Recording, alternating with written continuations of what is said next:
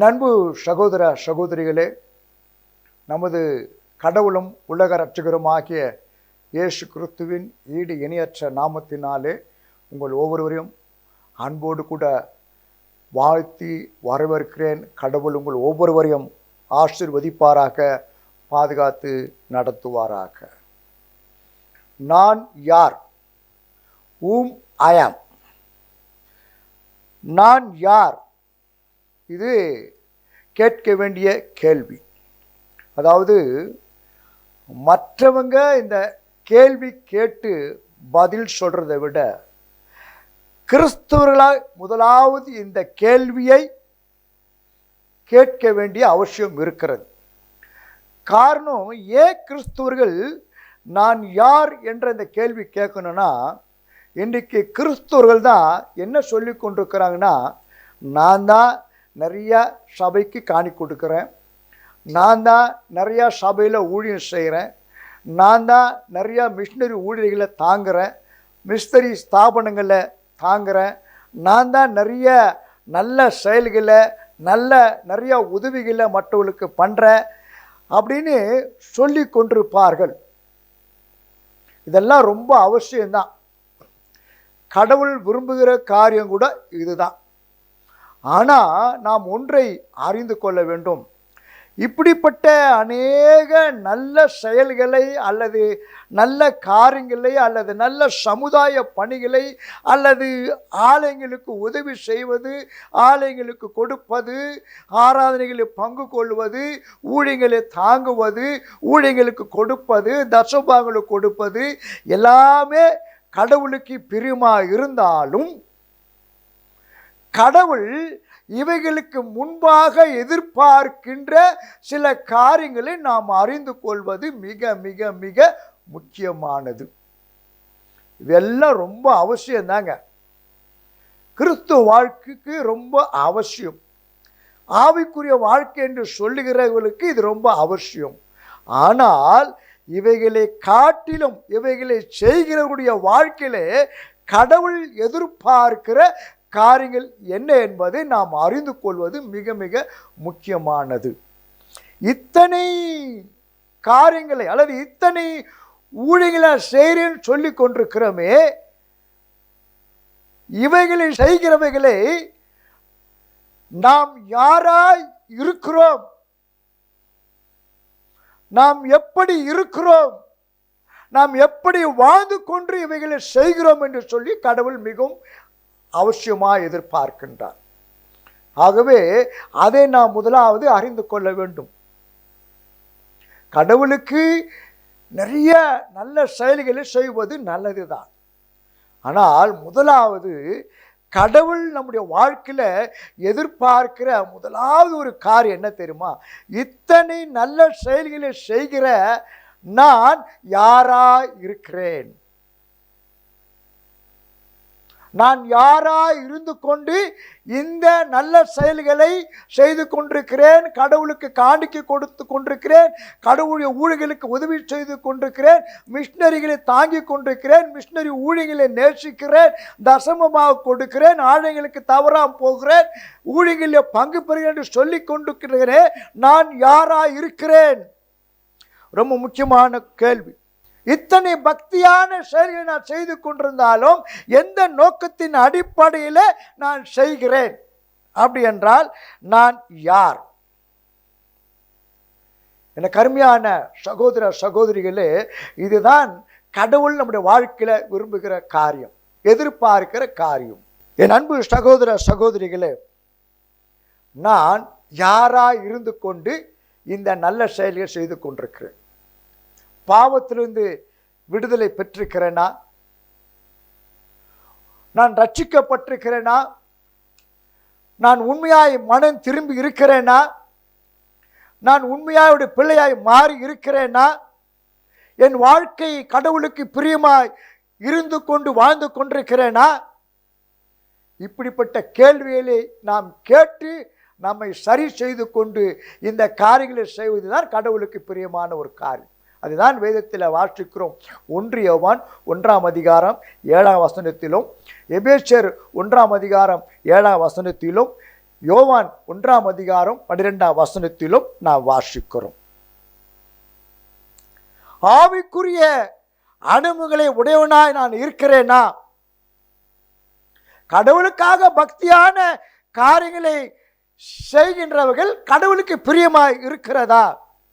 கடவுள் இவைகளை ஏற்றுக்கொண்டு இருக்கிறாரா என்றுதான் ரொம்ப முக்கியம். இத்தனை நல்ல செயலை நான் செய்து கொண்டிருந்தாலும் நான் யாராய் இருந்து கொண்டு இப்படிப்பட்ட காரியங்களை செய்கிறேன்?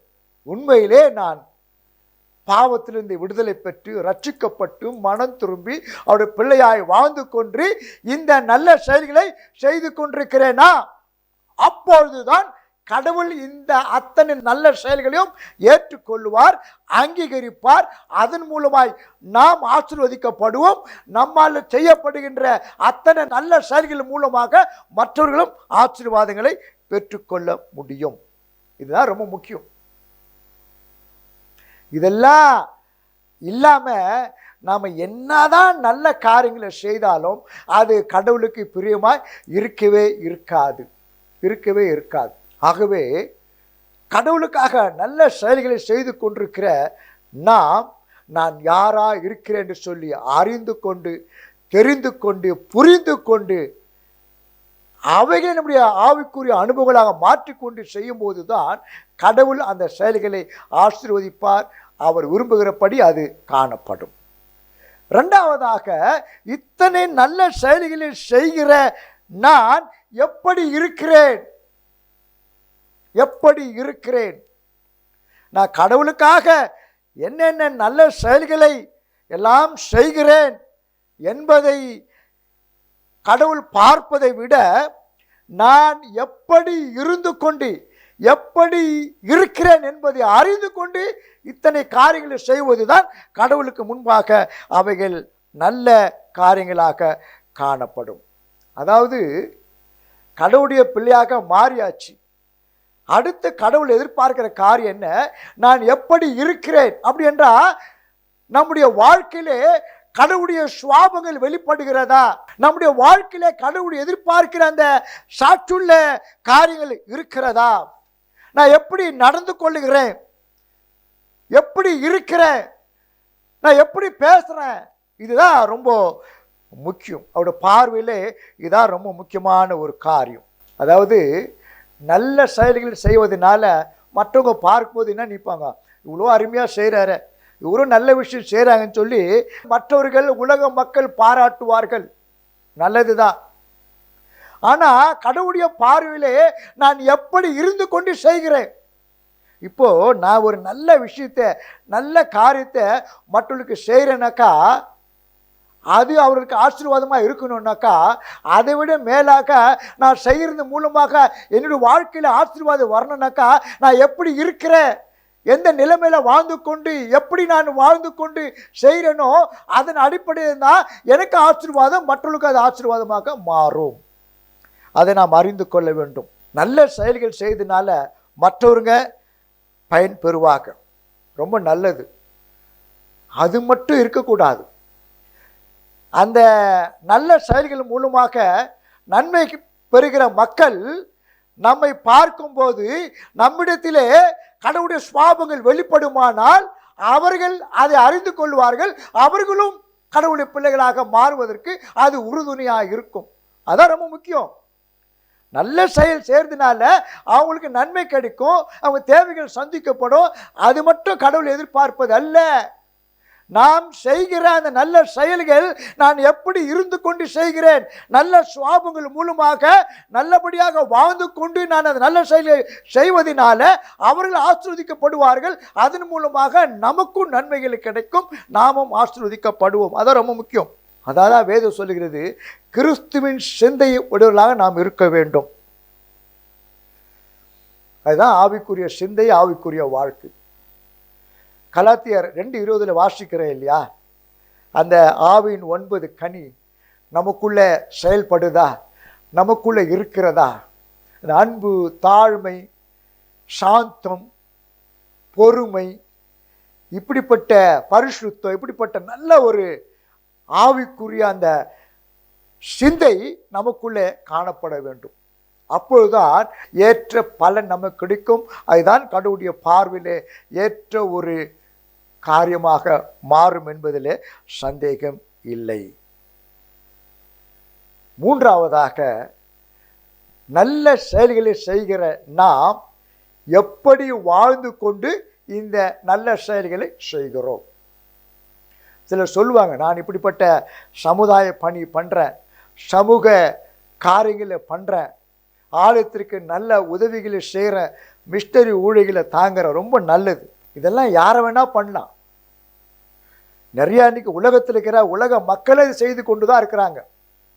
ஆனால் வித்தியாசம் இருக்குன்னு, அவர்கள் செய்வது உலக புகழுக்காக, உலக மேன்மைக்காக செய்து கொண்டிருப்பாங்க. ஆனால் கடவுளுக்காக நான் இதெல்லாம் செய்கிறேன் அப்படின்னு சொல்லிக்கொண்டு செய்து கொண்டிருக்கிறோமே, நான் எப்படி வாழ்ந்து கொண்டு இவைகளை செய்கிறேன், அதான் ரொம்ப முக்கியம். அதுதான் கடவுள் நம்முடைய வாழ்க்கையில் எதிர்பார்க்கிறார். அப்படின்னா கடவுள் வாழ்க்கையில் எதிர்பார்க்கிற காரியம் என்ன?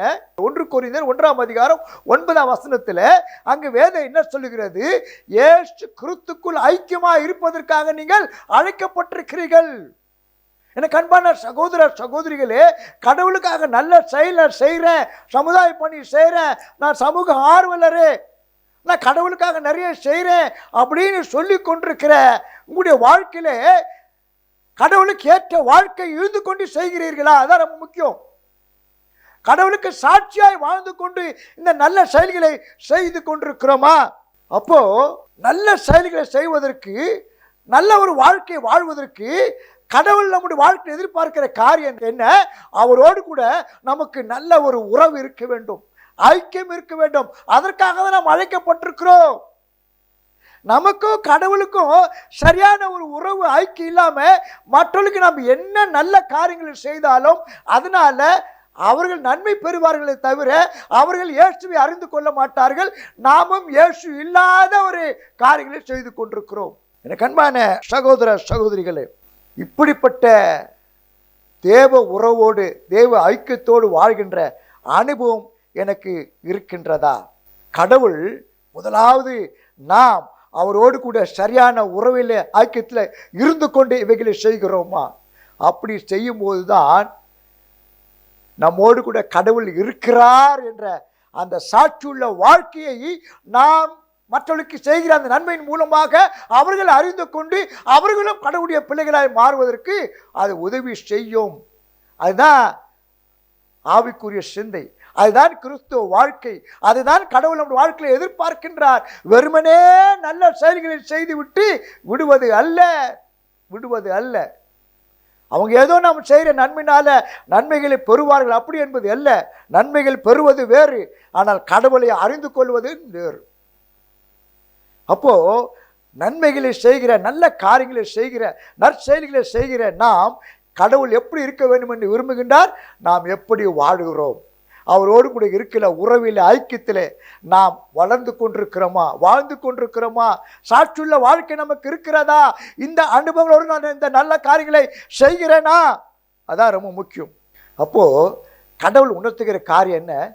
கடவுளுக்கு பிரியமாய் நாம் இருக்க வேண்டும், அவருடைய பிள்ளைகளாய் நாம் இருக்க வேண்டும், அவருடைய சுவாபங்களோடு நாம் வாழ வேண்டும், அவருக்கு சாட்சியுள்ள வாழ்க்கை நாம் வாழ வேண்டும்.